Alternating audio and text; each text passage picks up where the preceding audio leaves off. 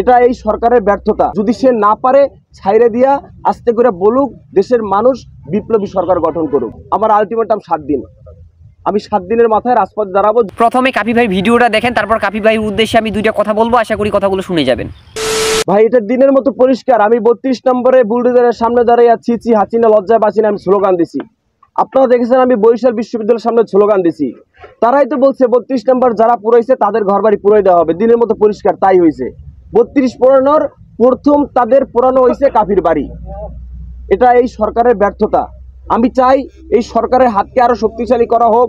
যদি সে না পারে ছাইরে দিয়া আস্তে করে বলুক, দেশের মানুষ বিপ্লবী সরকার গঠন করুক। সাংবাদিক ভাই এখন যে প্রশ্নটা করবে এইটা একটু মাইন্ডে রাখিয়েন। আপনি যে সময় আন্দোলন সংগ্রাম করছেন সে সময় তো আসলে দেশের পরিস্থিতি খুবই খারাপ ছিল, সে সময় তো আগুন দেওয়া হয়নি। এখন কেন আগুন দেওয়া হলো এই বিষয়ে?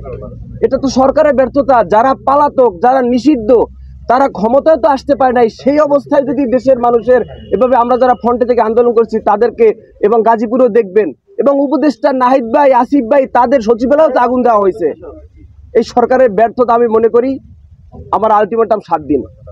আমি 7 দিনের মাথায় রাজপথ দাঁড়াবো। যদি বিচার না করা হয়, আমার ঘর যদি পূর্ণভাবে উঠানো শুরু না হয়। কাপি ভাইয়ের উদ্দেশ্যে দুইটা কথা বলতে চাই। ভাই আপনার যে বর্তমান মনের অবস্থা সেটা আমরা বুঝতে পারছি, কিন্তু যেগুলো কথা আপনি বলছেন সেগুলো কথা বলা মোটেও ঠিক হচ্ছে না। যেহেতু আপনি বাংলাদেশের একজন বড় কন্টেন্ট ক্রিয়েটর, তাই যেগুলো কথা বলবেন সেগুলো কথা মেপে যুগে আপনাকে কথা বলতে হবে। আপনি বলছেন ডক্টর ইউনূসের বর্তমান কিছু ব্যর্থতা রয়েছে, তাই জন্য আপনার বাড়িঘর পুড়িয়ে দেওয়া হয়েছে। সাংবাদিক ভাই ইতিমধ্যে আপনাকে প্রশ্ন করেছে যে শেখ হাসিনা সরকার ক্ষমতা থাকা অবস্থায় যারা শিক্ষার্থীর পাশে দাঁড়িয়েছে কিংবা কোঠা আন্দোলন করেছে, তখন তো তাদের বাড়িঘর ভাঙচুর কিংবা বাড়িঘর জ্বালিয়ে দেওয়া হয়েছে, তখন কেন আপনার বাড়িঘর জ্বালিয়ে দেওয়া হয়নি? ভাই এমনও তো হতে পারে আপনার অনলাইন জগতে শত্রুতার কারণে কিংবা ব্যক্তিগত বা পারিবারিক শত্রুতার কারণে আপনার বাড়িঘর এই সুযোগে জ্বালিয়ে দিয়েছে। আর ভাই আপনি ইতিমধ্যে আরেকটা কথা বলেছেন যে সরকার আপনার বাড়িঘর করে দিবে। কেন ভাই? শিক্ষার্থীর পাশে যারা দাঁড়িয়েছে, যারা কোঠা আন্দোলন করেছে, তাদের বাড়িঘর ব্যক্তিগত শত্রুতার কারণে কিংবা যে কোনো সমস্যার কারণে যদি কোনো ক্ষয়ক্ষতি হয়, সেই ড্রাইভার কি ডক্টর ইউনূস নিবে?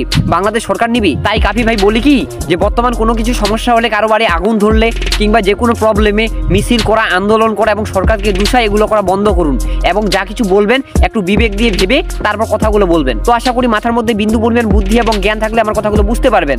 তো দেখা হচ্ছে নতুন কোনো ভিডিওতে। ভিডিওটা শেয়ার করবেন আশা করি। আসসালামু আলাইকুম।